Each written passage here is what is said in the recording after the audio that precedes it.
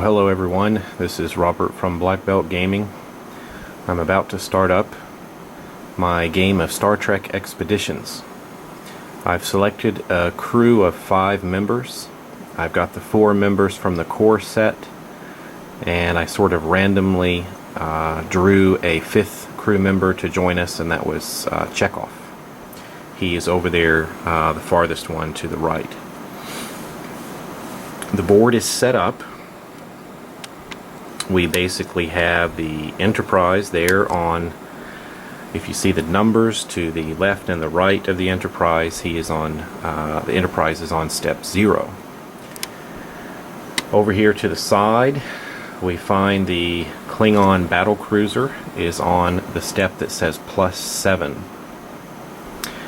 The Klingon vessel and the Enterprise will begin approaching each other at some point.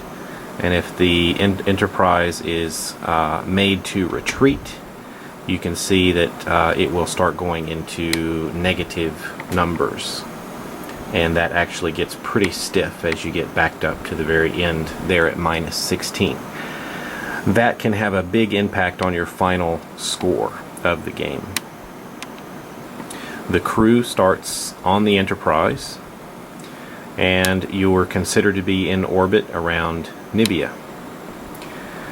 We've got stardate cards which will be turned over. I believe it's 1 each turn. And you also have energize cards which are going to be used by the different crew members to take different actions on their turn. On the far right is a track of star dates, and I believe if you get all the way down to the bottom of the track, we've got the Klingon symbol here. That's going to indicate a loss. So I do believe you have to finish the game before you run out of time. The board here is representative of locations on the planet, and at each of these different locations you're going to find some kind of mission card. Along with a mission card is also randomly placed face up a token. Actually, that one's upside down. The different tokens can be used to help you either do better on certain missions, or they can help boost your weapons, your defenses on the Enterprise, all kinds of different things. Here is a description of what you're going to do on your turn. This is the basic flow. When you start the game, you flip over the next stardate card. That will tell you if you advance the date or whatever. Like it says, advance the time marker. If there is starship combat involved, you have to play that out. And you resolve different events, and you take your actions, and you take actions as shown on the stardate card. The different actions you can take are listed here. There are quite a few, and you'll see those in actions as in action or in play as I start going through the game. On the back, it gives you a summary of how to complete a challenge, and what you do is you roll both white dice. So let me grab these 2 white dice. They look like regular 6-siders, but where a 6 should be, you see a 7 and a -1. That means that your result, if you roll this, is a 7, and the -1 means that you have exerted yourself quite a bit for this extraordinary success, so you suffer 1 click of damage. In some instances, you'll be rolling both of the dice together. Other times you'll only be rolling 1. The game also comes with a black die, and that's used for the Klingon battleship. And if you happen to roll this symbol, this is representative of a repair tool. The Klingon vessel will repair itself. I believe it's 1 click of damage when you roll that. So to complete a challenge, you roll the dice and you add your clicks value of the main character attempting to complete the challenge, and then you add up these different bonuses that are in play there for that specific mission. And then there you have your starship battle. Alright, well, once again, like many of my other games, this will be a time to play and learn. This is really my first time playing this game. I did a previous video on the components and I've read over the rules. So I hope that you'll join me for this adventure, and we'll decide later on if it's just going to be a few rounds of play to give you an idea of how the game goes, or if you would like to see it played through to its completion. One more thing I need to show you over here to the side is these are your score tracks, kind of your score card.